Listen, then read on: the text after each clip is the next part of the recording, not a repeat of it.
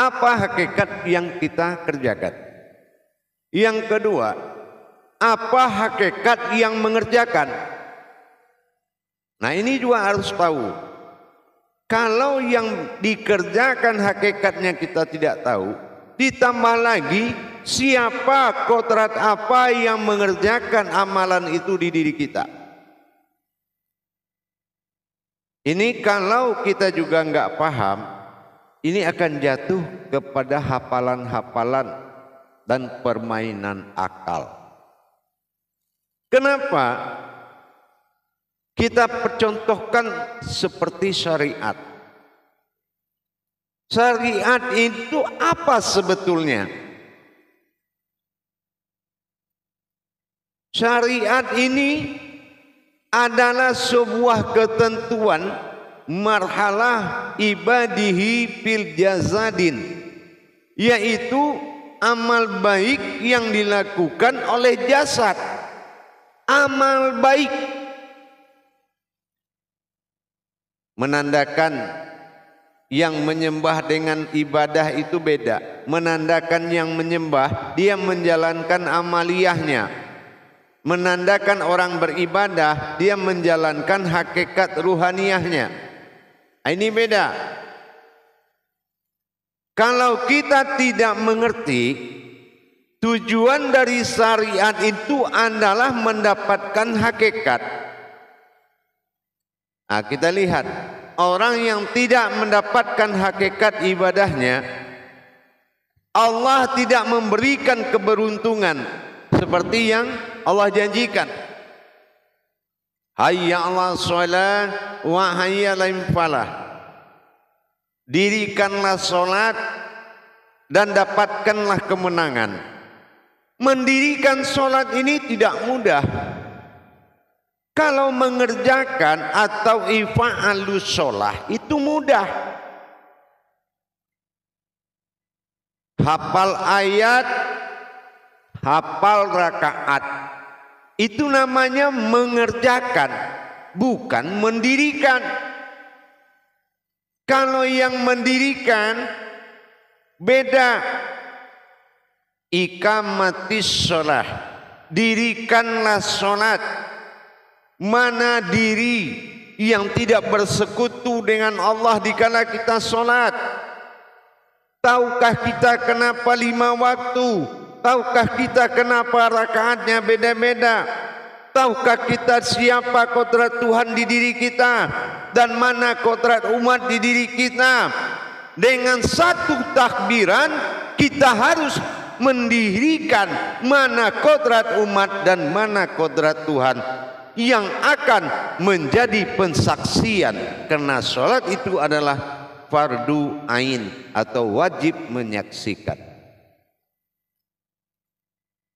Kita harus tahu makna.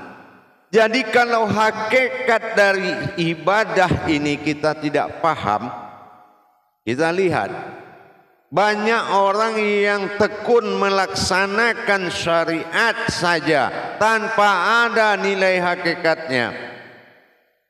Mana bukti Allah memberikan suatu hidayah, suatu karomah, suatu barokah? Ada keluhan umat Islam kebanyakan, Buya, saya rajin sholat, bahkan sholat hajat, sunnah hajat, apapun saya lakukan di malam hari.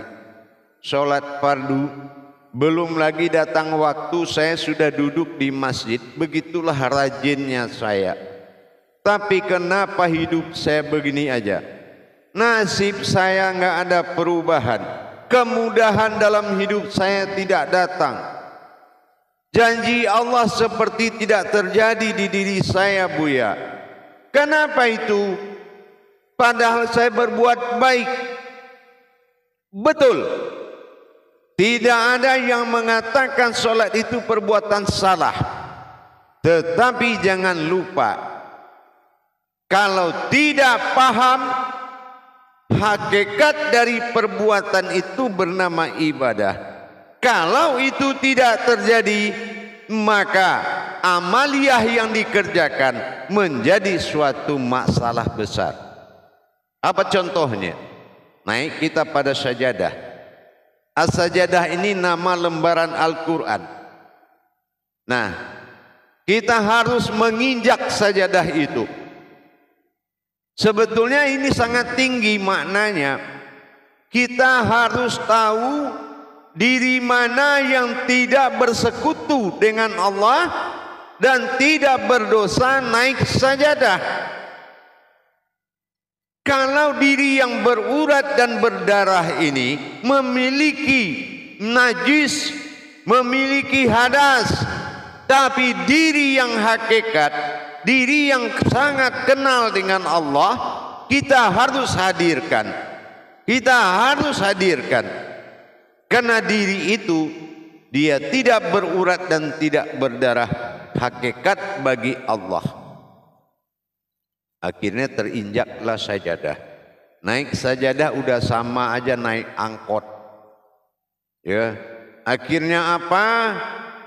Kesalahan sudah di depan matanya Allah. Angkat tangan, lipat tangan, pura-pura mati.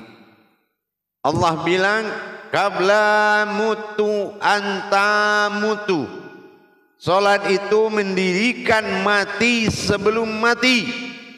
Tapi karena kita tidak tahu bagaimana qabla mutu anta atau ente mutu atau ante mati, ini tidak terjadi. Alam diri tidak berubah, Baitullah gagal masuk ke dalamnya.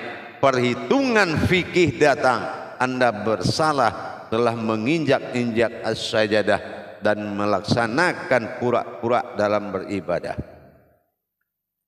Kenapa?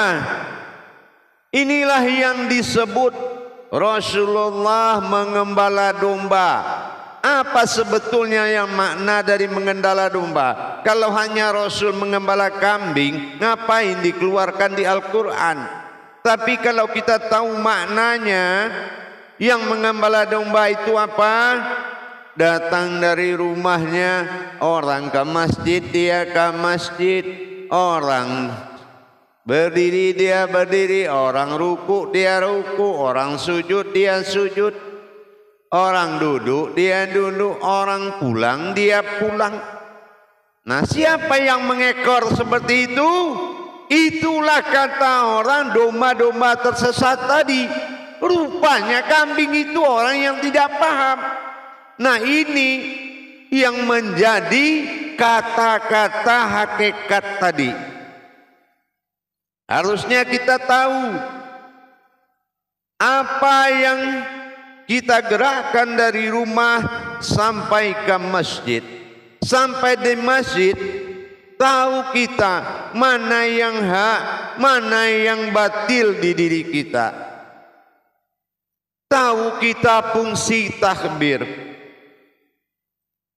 Tahu kita apa maksudnya ruku. Tahu kita maksudnya sujud. Apa maknanya duduk. Siapa yang bergerak. Siapa yang menggerakkan. Berwudu kita 3 kali. Apa makna 3 kali? Kalau enggak apa yang diwudu, yang disucikan? Kenapa harus 3 kali? Siapa yang berdiri? Apa itu soli? Perbuatan hakikat itu harus nyata kita alami. Itu yang ibadah. Kalau gerakan jasad itu namanya amaliyah, jatuhlah menjadi syarat. Makanya syariat itu jamaah sebetulnya ada 3 artinya. Pertama, syariat ini maknanya adalah syarat. Ya. Nah, syarat ini apakah syarat sah sholat itu? Nah, kita harus tahu. Nah, yang kedua, arti syariat ini isyarat. Nah, apa isyarat? Semua yang digerakkan itu hanya isyarat. Sebetulnya ada yang digerakkan, bukan hanya sekedar bergerak. Kalau kosong gerakan kita, maka iblis akan mengisi posisi kosong tadi. Disitulah letaknya sholat kita itu batal atau gagal. Ibadahnya gagal, dapat amaliyahnya saja. Padahal sholatnya fardu. Kenapa? Fardu ain, wajib menyaksikan. Karena kita tidak tahu hakikat yang bisa disaksikan dalam sholat, maka pandangan kita kosong.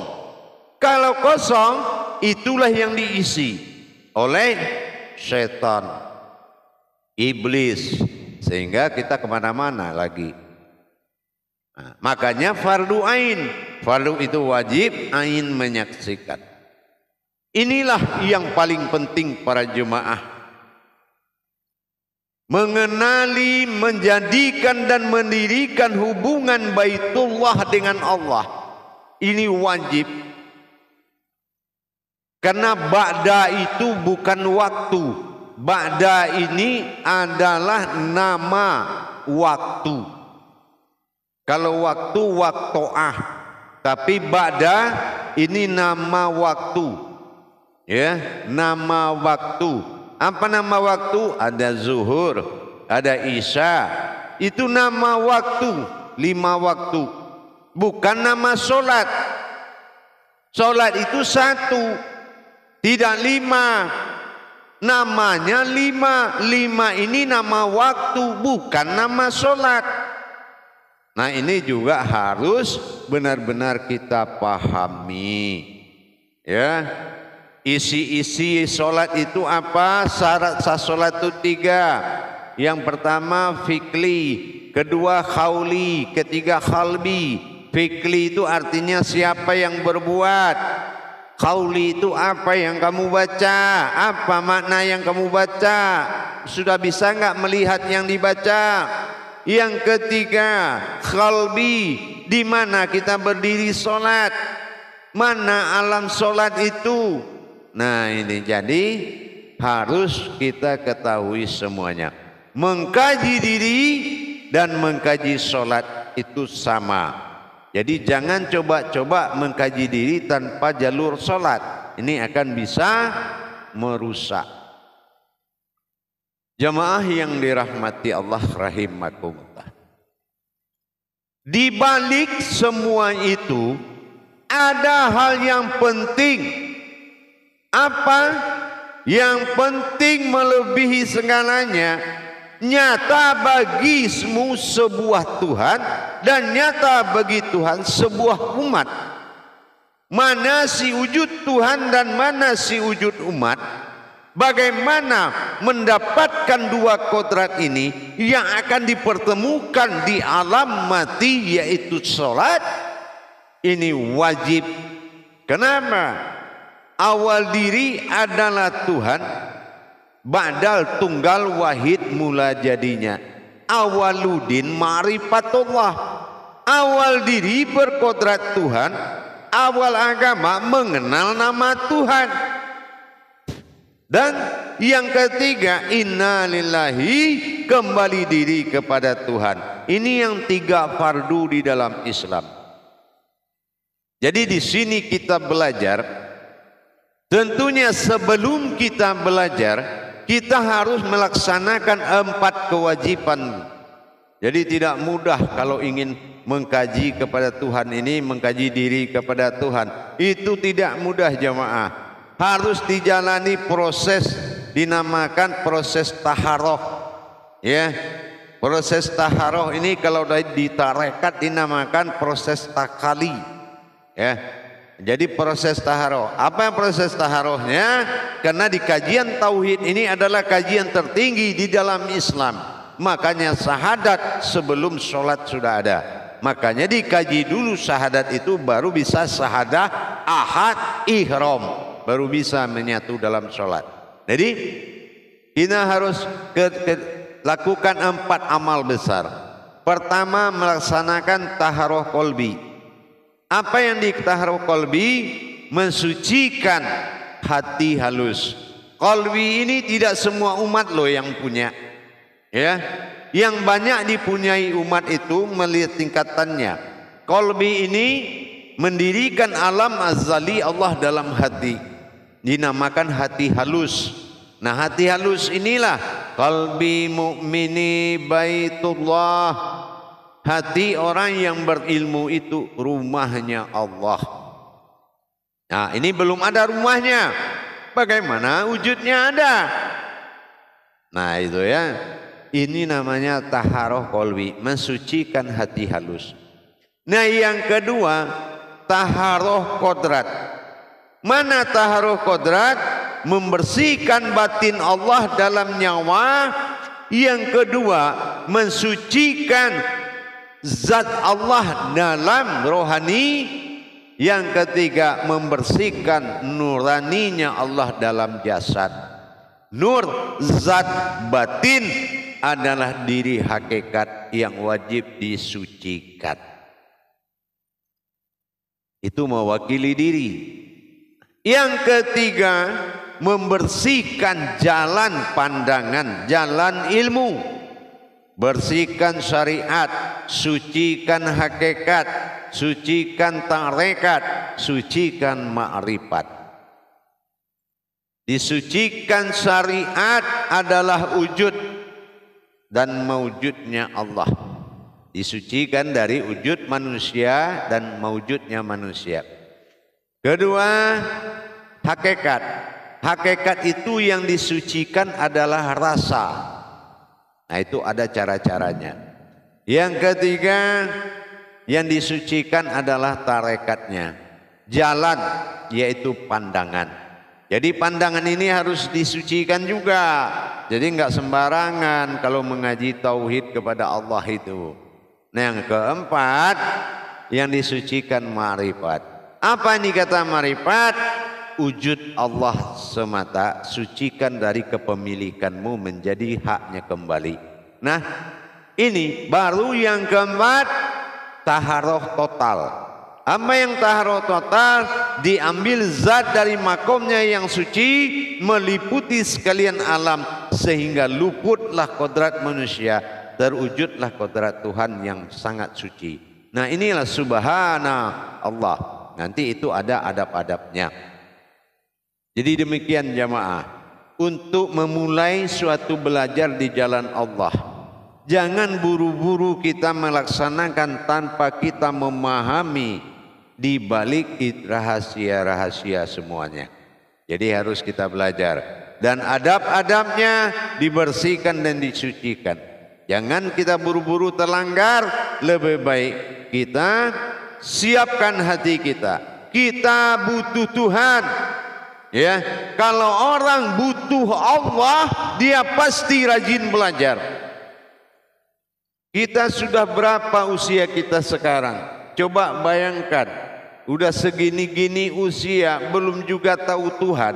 Bagaimana anak di rumah punya bapak nggak tahu Tuhan, punya ibu nggak ngerti Tuhan, nggak kenal Allah? Apa jaminannya? Apa kamu akan tertawa di kala mereka diazab oleh Allah? Karena hubunganmu dengan mereka itu dunia akhirat. Kenapa di akhirat kamu gagal? Untuk apa kamu berhasil di dunia? Kalau di akhirat kamu sudah bernasib-nafsi dengan keturunanmu. Ini pikirkan baik-baik. Beragama mudah dari rumah ke masjid sampai. Bertuhan selangkah aja susah dapatnya. Ingat kalam-kalam saya itu. Jadilah kamu seorang bapak atau seorang ibu yang bertuhan. Agama akan indah bagi orang yang bertuhan. Tuhan menjadi Tuhan bagi orang yang bisa menyembahnya. Demikian para jemaah sekalian, supaya lebih dimengerti. Tahap awal ini tujuan kita mengkaji diri dalam sholat, mengkaji sholat dalam diri. Coba diulang, apa kita? Moto kita mengkaji sholat dalam diri dan mengkaji diri dalam sholat. Jangan mau keluar dari itu. Mengkaji solat dalam diri, mengkaji diri dalam solat. Karena solat adalah sallahu daim, satu wujud kodrat, memiliki dua jiwa. Bisa menghadirkan Tuhan, bisa menghadirkan umat. Itulah diri. Tapi diri yang mana? Diri yang berdiri. Bukan dirimu, bukan dirinya, tetapi sesuatu yang berdiri. Maka kamu lepaskanlah rasa memiliki, tapi kamu tetapkan menjaga rasa amanah memelihara sebuah diri. Karena diri itu menjadi pegangan untuk berhubungan dengan Allah Subhanahu wa ta'ala.